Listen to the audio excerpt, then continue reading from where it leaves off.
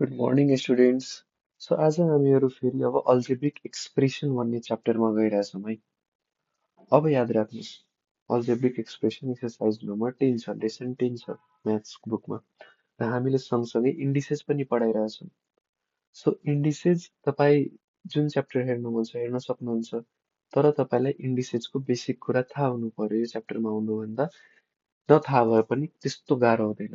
So हामीहरू indices र algebraic expression side by side लगिरहेछौँ। त्यो पनि अपलोड गर्दै गइरहेछौँ, त्यो च्याप्टर पनि अपलोड गर्दै गइरहेछौँ। र त्योभन्दा पहिला हामीहरूलाई एउटा सानो अपडेट छ कि हामीहरू स्पेसली क्लास 8 को लागि लाइभ क्लासेस अर्गनाइज गरेका छौँ, जसमा म्याक्सिमम 10 स्टुडेन्ट हुन्छ र प्राइस पनि धेरै रिजनेबल हुन्छ। तपाईँहरू मोर इन्फर्मेसनको लागि यो नम्बरमा कन्ट्याक्ट गर्न सक्नुहुन्छ। यो इयरली बेस्ड क्लास हुन्छ। तपाईँलाई बिएलई को लागि पूर्ण रूपमा तयार पारिन्छ र आउने क्लासेसहरूको लागि 9 क्लास 10 क्लासको लागि राम्रो बेस बनाइनेछ। सो 12 मन्थकै क्लास हुन्छ र 10 जना मात्र भएको लागि एउटा ब्याचमा प्रोपर गाइडेन्स हुन्छ र छिटोभन्दा छिटो कन्ट्याक्ट गर्न सक्नुहुन्छ बुक हुनभन्दा पहिले। सो आज हामीहरू के पढ्न गइरहेछौँ? आज हामीहरू अल्जेब्रिक एक्सप्रेसन्स पढ्न गइरहेछौँ र यो च्याप्टरहरू तपाईँहरूलाई म एक्सर्साइजको थ्रु, सो कुन एक्सर्साइज? एक्सर्साइज 10.1.1 को हामीहरू आज फ्याक्टराइजेसनको के गर्न गइरहेछौँ? क्वेसन नम्बर 1 गर्न गइरहेछौँ। So question number 1। सो अब हेर्नुहोस् है, तपाईँलाई अहिलेदेखि याद राख्नुहोस्, यो तपाईँलाई जहिले काम लाग्छ। फ्याक्टराइज गर्न भनेको छ भने सिम्पल एक्सप्रेसनमा बाँड्न भनेको छ। सो फ्याक्टराइजको फर्स्ट रुल के छ त? कसैलाई थाहा छ? फ्याक्टराइजको हामीहरूको फर्स्ट रुल छ जो चाहिँ कहिले पनि नबिर्सनु होला। कमन टर्म लिने, यो कहिले पनि नबिर्सनु होला। कुनै पनि क्वेसन, गाह्रोभन्दा गाह्रो क्वेसन कहिलेकाहीँ मान्छे किन झुकिन्छ? किनकि मान्छे यो रुललाई बिर्सिरहेको हुन्छ। के रुललाई? कमन लिनलाई। सो यो छ हामीहरूको फर्स्ट रुल, कमन लिने। र तपाईँलाई फ्याक्टराइजको 10.1.1 को फर्स्ट क्वेसनमा पनि यही सिकाउन खोजिरहेछ, कमन लिने। सो हेर्नुहोस् है, हामीहरूको फर्स्ट एक्सप्रेसन छ। फर्स्ट एक्सप्रेसन के छ? 6x + 3 दिएको छ। सो यसलाई के गर्ने? यसमा हेर्नुहोस् त, दुवैमा हामीहरूलाई के कमन छ? दुवै एक्सप्रेसनमा यसबाट पनि म 3 कमन लिन सक्छु, यसबाट पनि 3 कमन लिन सक्छु। ओके, सो अब के गर्ने? मैले 3 कमन लिन्छु र ब्राकेटमा। अब मैले 6x बाट 3 कमन लियो भने कति बाँकी हुन्छ? अफकोर्स 2x प्लस 3 बाट 3 कमन लियो भने 1। र तपाईँ चेक कसरी गर्न सक्नुहुन्छ मेरो एन्सर राइट छ कि रङ? यसलाई ब्राकेट ओपन गरिदिने। अहिले मैले ब्राकेट ओपन गरेँ भने के हुन्छ? 3 ले म यसलाई पनि मल्टिप्लाई गर्छु, 3 ले यसलाई पनि मल्टिप्लाई गर्छु। भन्नाले 3 2 जा 6x प्लस 3 1 जा 3। बीचको साइन त्यसोको त्यस्तै नै हुन्छ। यो हामीहरू चेक गर्न सक्छौँ एन्सरले। Checking method.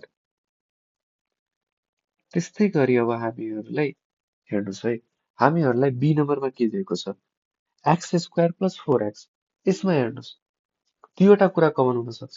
या त भेरिएबल्स ABCD XYZ त्यो कमन हुन सक्छ, अथवा नम्बर 2 3 4 जस्तै हामीहरूले फर्स्ट क्वेसनमा के हेर्यो? 3 कमन थियो, नम्बर कमन थियो, भ्यालुज एक्सप्रेसन कमन थिएन, भेरिएबल कमन थिएन। सो अब हेर्नुहोस् बी नम्बरमा मलाई यसमा x² छ भन्नाले दुईवटा x छ, मैले बुझाउनलाई यस्तो गरेँ। यसमा के छ? 4 × x छ। दुवै टर्म्समा यो होललाई एक्सप्रेसन भनिन्छ, एउटालाई टर्म भनिन्छ। सो फर्स्ट टर्ममा पनि र सेकेन्ड टर्ममा के कमन छ त? दुवैमा x कमन छ। भन्नाले x कमन लियो भने के हुन्छ? x + 4 हुन्छ। त्यति हो है। अब त्यस्तै थर्ड क्वेसनमा हेर्नुहोस्। थर्ड क्वेसनमा हामीहरूको के कमन छ? भेरिएबल कमन छ? छैन जस्तो लाग्यो। हेर्नुहोस्, 12 A छ, 3 B छ भन्नाले भेरिएबल्स त कमन छैन।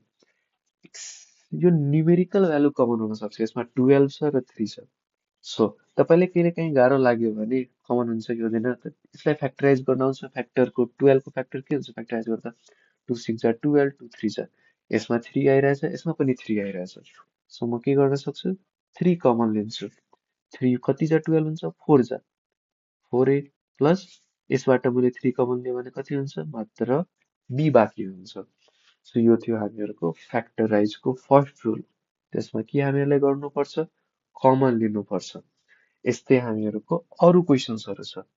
सो अब हेर्नुहोस् है डी नम्बरमा के कमन छ 12 b स्क्वायर दिएको छ प्लस 6q स्क्वायर।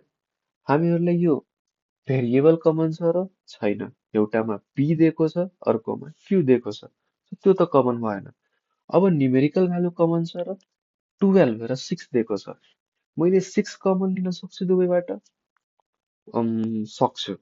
सोच्ने अलिकता सक्छु है। सो अब मैले के गरेँ 6 कमन लिएँ। कति बाँकी बच्यो 6 2 जा 12 भेरिएबल त्यस्तोको त्यस्तै यसमा 6 कमन लियो भने के बाँकी हुन्छ क्यू स्क्वायर। यसलाई पनि चेक गरेर एन्सर राइट छ कि छैन हेर्न सक्नुहुन्छ। त्यस्तै आयो ई नम्बर। ई नम्बरमा हेर्नुहोस् है पहिला न्युमेरिकल भ्यालु कुनै कमन छ यसमा 14 छ यसमा 7 छ 7 2 जा 14 हुन्छ ल त्यो त कमन भयो। अब हेर्नुहोस् कुनै भेरिएबल पनि कमन छ र यसमा xy छ यसमा y छ। ओ दुवै टर्ममा के छ दुवै टर्ममा हामीहरूलाई y कमन छ। सो मलाई न्युमेरिकल भ्यालु पनि कमन भयो र के कमन भयो एउटा हामीहरूको भेरिएबल पनि कमन भयो भन्नाले न्युमेरिकल भ्यालु 7 र भेरिएबल y कमन भयो। सो यसमा के बाँकी हुन्छ 7y कमन लिँदा 7 2 जा 14 सो 2 कमन बाँकी बच्यो र भेरिएबलमा एउटा y त मैले कमन लिएँ त बाँकी बच्यो x र अर्को टर्ममा 7y थियो मैले 7y कमनै लिइसकेँ भने के बाँकी बच्यो 1 मात्र बाँकी बच्यो। यो थियो हामीहरूको फ्याक्टराइजेसको। त्यसपछि एफ नम्बर है एफ नम्बरमा के भनेको छ हामीहरूलाई नम्बर न्युमेरिकल भ्यालु त छँदै छैन। के छ हामीहरूनिर छ एउटा भेरिएबल मात्र। भेरिएबल कुन छ एक्स र एक्स क्यू। सो दुवैमा एक्स त कमन लिन सक्छु म। सो मैले एक्स कमन लिएँ। के बाँकी बच्यो फर्स्ट टर्ममा 1 मात्र बाँकी बच्यो। सेकेन्डमा एक्स को पावर 3 थियो भन्नाले तीनवटा एक्स थियो x into x into x. इन्डिसेसमा पढाएको थियौँ बेस सेम छ भने पावर एड गर्ने यसको पावर के होला 1 1 1 सो पावर एड गर्दा 1 plus 1 is equal to X को पावर 3 यसरी आएको थियो भन्नाले तीनवटा एक्स छ। मैले एउटा एक्स कमन लिएँ भने कति हुन्छ एक्स स्क्वायर मात्र बाँकी हुन्छ। यो थियो हामीहरूको क्वेसन। त्यस्तै गरी आउँछ अब हामीहरूको तीनवटा एक्सप्रेसनवालाहरू। सो दुईवटा होस् तीनवटा होस् चारवटा होस् पाँचवटा होस् नआत्तिने के ध्यान दिने फर्स्ट रुल के छ फ्याक्टराइजको पहिला कमन लिने कमन छ कि छैन। सो हेरौँ यो एक्सप्रेसनमा तीनवटा टर्म दिएको छ 12x स्क्वायर xy xz। अब यसमा हेर्ने कमन लिन सक्छौँ कि सक्दैनौँ पहिला त्यसपछि अरूतिर जाने। सो न्युमेरिकल भ्यालु त एउटामा मात्र छ अरूमा छैन 1 1 मात्र छ। सो न्युमेरिकल भ्यालु त कमन भएन। अब हेर्ने भेरिएबल्समा भेरिएबल्समा के छ यसमा एक्स स्क्वायर छ यसमा xy छ यसमा xz छ। तिनटैमा कुनै कमन छ भेरिएबल सोच्नुहोस् त। भेरी गुड के कमन छ एक्स कमन छ भन्नाले के गर्ने अब तिनटैबाट एक्स कमन लिने। सो फर्स्ट टर्ममा के बाँकी बच्यो नम्बर त्यस्तोको त्यस्तै दुईवटा एक्स थियो एक्स स्क्वायर भन्नाले एउटा कमन लिए के बाँकी बच्यो एउटा एक्स बाँकी बच्यो। सेकेन्ड एक्सप्रेसनमा एक्सवाई थियो मैले एउटा एक्स कमन लिएँ देन के बाँकी बच्यो वाई बाँकी बच्यो। त्यस्तै थर्ड टर्ममा के थियो एक्सजेड थियो एक्स त कमन लिइसकेँ मैले के बाँकी बच्यो एक्लै एउटा बिचरा जेड बाँकी बच्चा छ। ल बुझ्नुभयो है। अब हेर्नुहोस् यसमा पनि के छ अब त तपाईँहरू प्रो भइसक्नु भयो तिनटै x cube x square x तिनटैमा के कमन छ एउटा एक्स मात्र कमन छ। सो एक्स स्क्वायर प्लस यसमा एक्स प्लस 1 बाँकी बच्यो। ल अब यो आई नम्बर क्वेसन है आई नम्बरमा तपाईँले न्युमेरिकल भ्यालु पनि छ त्यसपछि तपाईँहरूलाई भेरिएबल पनि छ। सो यो तपाईँहरूको होमवर्क भयो। तपाईँहरू के गर्न सक्नुहुन्छ तपाईहरू मेरो युट्युब च्यानलको जुन युट्युब च्यानलमा जानुहोस् र त्यसको युट्युब च्यानलको डिस्क्रिप्सनमा जानुभयो भने च्यानलकै डिस्क्रिप्सनमा त्यहाँ तपाईँले एउटा वाट्सएप लिङ्क हुन्छ। के हुन्छ? WhatsApp link. त्यो लिङ्कमा क्लिक गर्नुभयो भने डाइरेक्ट तपाईँहरू मेरो वाट्सएपमा जानुहुन्छ र त्यहाँ तपाईँ मलाई के गर्न सक्नुहुन्छ? यो क्वेसनको एन्सर बनाएर फोटो खिचेर त्यसमा सेन्ड गर्न सक्नुहुन्छ र नयाँ क्लासमा तपाईँलाई एडमिट हुनु छ भने पनि डाइरेक्ट त्यसरी गर्न सक्नुहुन्छ अथवा मैले नम्बर छोडि नै सकेको छु। ल आजको लागि यति नै। नेक्स्ट भिडियो छिटोभन्दा छिटो आउनेछ।